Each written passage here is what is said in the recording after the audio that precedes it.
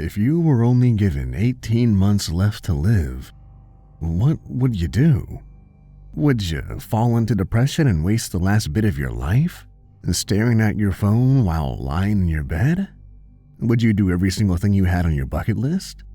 Would you spend as much time as you had with the ones you loved the most?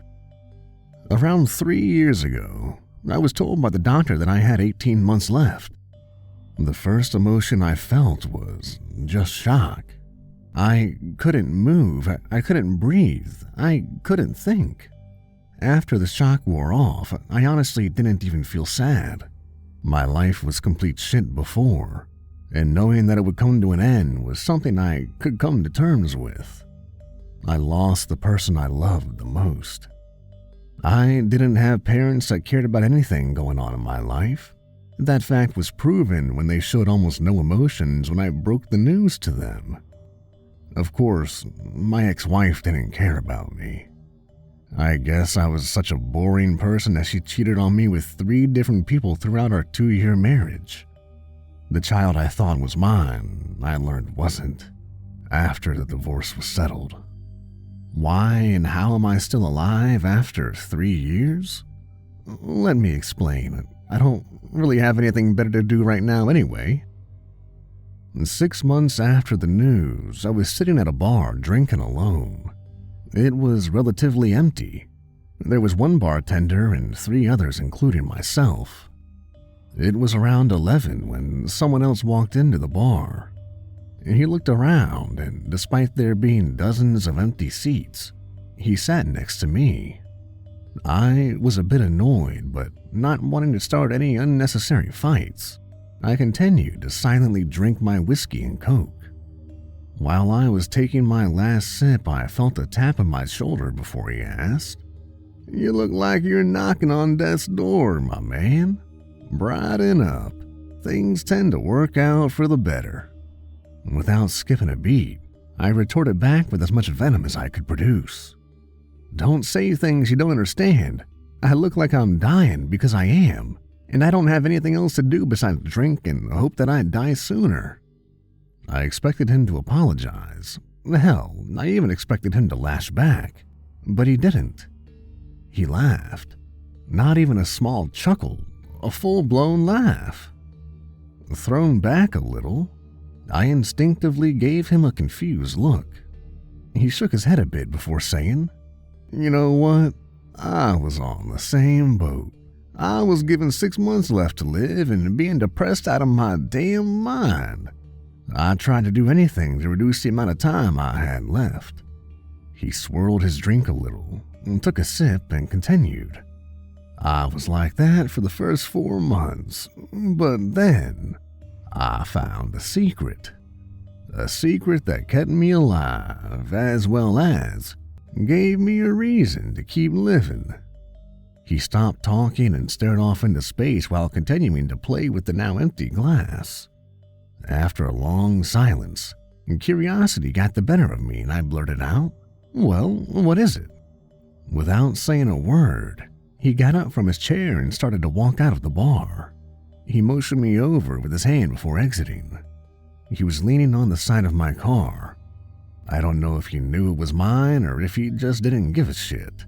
Either way, I walked up to him and almost in a whisper he asked me, "Would you kill a person that deserved to die if it meant resulting in you gaining the years that they had left?"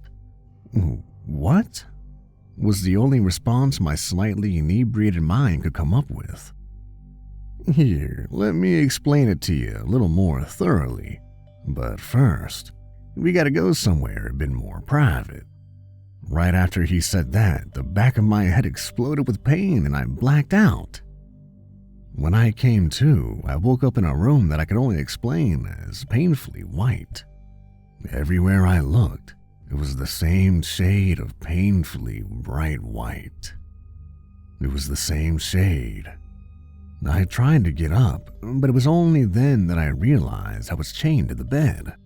I had limited movement, and every time I tried to break the chains, I heard a high-pitched beep, and I'd be hit with a small shock of electricity.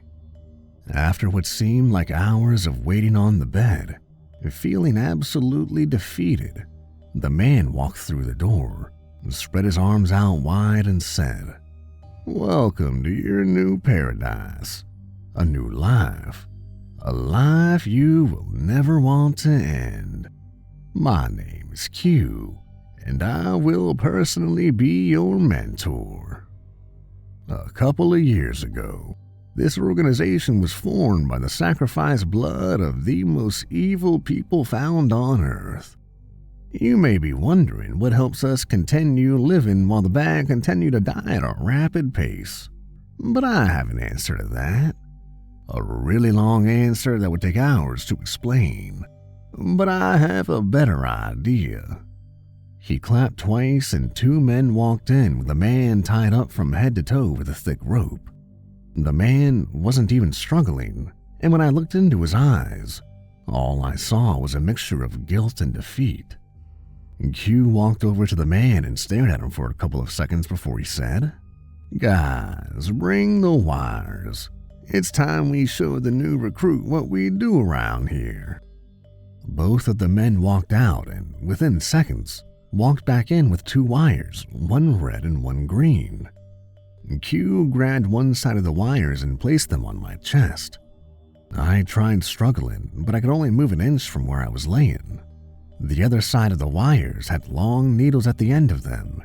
Each of the needles went inside the tied-up man's chest. He didn't even let out a sound as the long needles slid even deeper inside.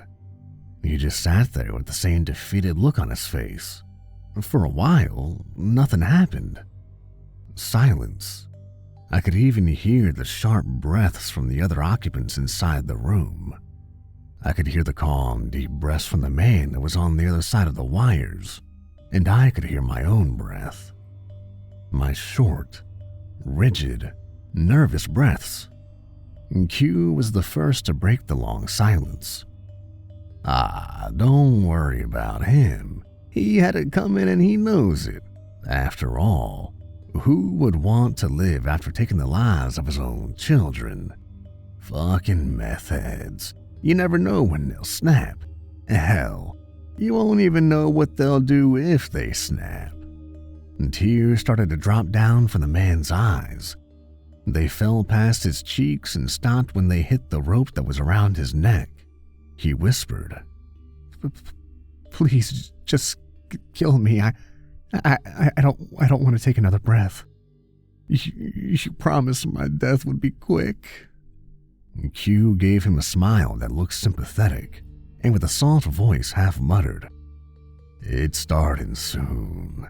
You'll feel your life slowly drifting away. Don't worry, you may feel like a piece of shit, but I know how you feel about what you did now. Your death will be painless. It'll feel like you're drifting off to sleep."